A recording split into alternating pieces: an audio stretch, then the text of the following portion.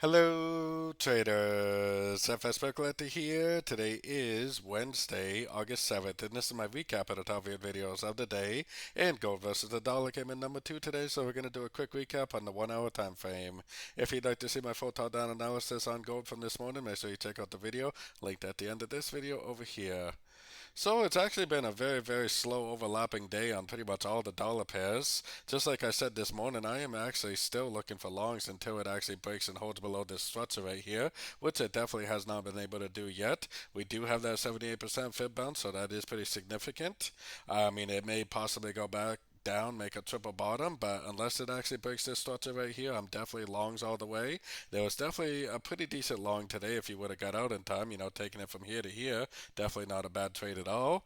And I am definitely still looking for entries to go long, and it'd be real nice if this made a higher low, because as of right now it does have a little 1 2 3 shape. So if it makes a higher low and golfing up, I'll go long again for the continuation of the uptrend. The trend is your friend, and all the higher time frames are in an uptrend, so I will continue to look for longs. So don't forget to join my free Discord channel, which is linked over here in the corner. And as always, thank you and happy trading.